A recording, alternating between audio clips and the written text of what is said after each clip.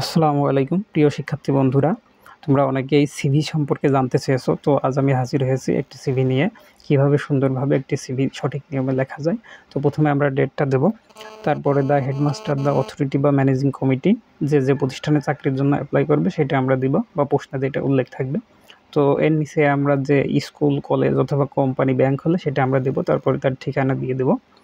তো তারপরে আমরা সাবজেক্টটা দেব application for the post and assistant English teacher. তো এখানে বাংলা টিচার আসতে পারে, বা কোনো কলেজের প্রফেসর আসতে পারে, বা কোম্পানি, যে কোনো জিনিস আসতে পারে। তো আমরা এই যে সবুজ কালিতে যেটা আছে এটা আমরা চেঞ্জ করে দেবো।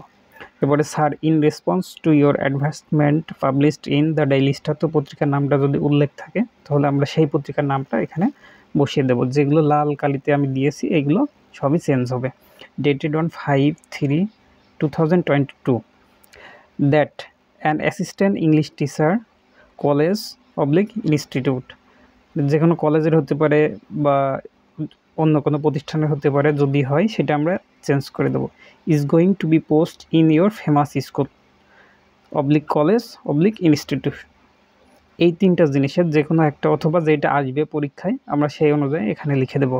আর বাদ বাকি সব এক জিনিস লিখলে হবে ইনশাল্লাহ। I beg to offer myself submitting my educational qualifications and other necessary information for your kind consideration.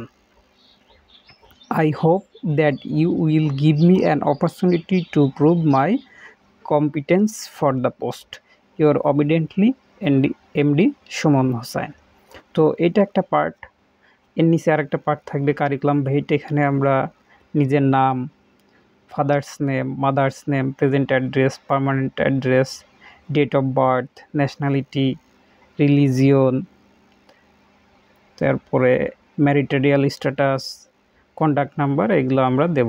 এরপরে আমরা যেটা করব, আমাদের একটা এডুকেশনাল কোয়ালিফিকেশন। তো এডুকেশনাল কোয়ালিফিকেশন যদি নাও থাকে তাহলে সিভি লেখার ক্ষেত্রে আমরা যখন পরীক্ষায় লিখব এগুলো লিখে দেব। এসএসসি থেকে শুরু করে এসএসসি, এইচএসসি, বিএ, এমএ, এগুলো আমরা লিখে দেব। তো এখানে name of exam, year, GPA, board, university, এগুলো আমরা এভাবে সুন্দর করে সাজিয়ে লিখে দেব। এরপর আমরা একটা এক্সপিরিয়েন্স দেব। তো এক্সপিরিয়েন্স অনেক ক্ষেত্রে চাকরির ক্ষেত্রে কাজে লাগে, সেক্ষেত্রে আমরা এক্সপিরিয়েন্স, রেফারেন্স এগুলো দিতে পারি, অথবা যদি এগুলো আমরা নাও দিয়ে থাকি তাহলেও সমস্যা নেই। তো experience, I have been working an assistant teacher in school, college বা ইনস্টিটিউশন, এটা দেওয়া যায়। একদম শেষ আমরা যে কাজটা করব, অ্যাটাচমেন্ট দিয়ে দেবো। অ্যাটাচমেন্ট লিখব যে photocopies of all certificates, 2 passport size photocopy, photo 2 copies. এই তো ইনশাল্লাহ এই আমাদের একটি আদর্শ